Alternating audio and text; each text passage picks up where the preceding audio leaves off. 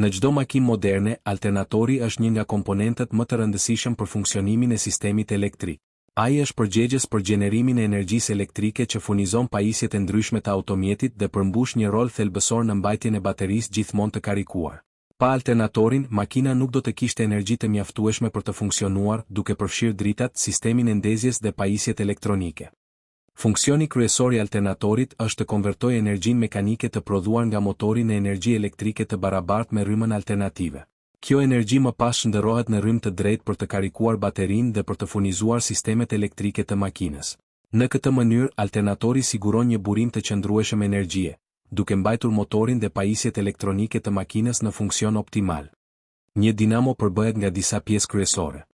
Statori, pjesa e palëvishme që përmban tela të spiraluara bobina. Kur pulegjo dinamo lëviz brenda statorit, krijohet fushë magnetike që prodhon rrymë elektrike. Pulegjo dinamo, pjesa e lëvishme që krijon fushën magnetike. Ajo rrotullohet nga ripi i motorit dhe është burimi i energjisë magnetike që gjeneron rrymën në stator. Rregulatori i tensionit siguron që tensioni i daljes nga dinamo të jetë i qëndrueshëm, duke mbrojtur baterinë dhe pajisjet elektrike nga mbingarkesa. Diodat konvertojnë rrymën alternative të prodhuar nga dinamo në rrymë të drejtë që mund të përdoret nga bateria dhe sistemi elektrik i makinës. Ripi i dinamos, përmes këtij rrypi, energjia mekanike e motorit transmetohet tek pulegjo dinamo për të gjeneruar energji elektrike. Kur kalojmë tek makinat elektrike, gjithçka ndryshon. Tek këto automjete nuk ka nevojë për dinamo të veçantë.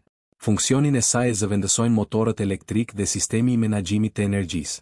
Motorët jo vetëm që lëvizin makinën duke përdorur energjinë nga bateria, por edhe rikuperojnë energjinë gjatë frenimit për ta kthyer në bateri. Kontrolluesit elektronik mbajnë tensionin dhe rrymën të qëndrueshme, duke kryer rolin e rregullatorit dhe diodave të dinamos, por në një mënyrë shumë më të sofistikuar dhe efikase. Pra, ndryshimi kryesor është ky: makinat me motor me djegje varen nga dinamoja për të gjeneruar energji elektrike, ndërsa makinat elektrike e prodhojnë dhe menaxhojnë energjinë elektrike drejt për drejt nga bateritë dhe motorët elektrik, duke eliminuar nevojën për këtë komponent tradicional. Teknologjia ka evoluar, por qëllimi mbetet i njëjtë: të furnizojë makinë me energji elektrike të qëndrueshme dhe të mjaftueshme.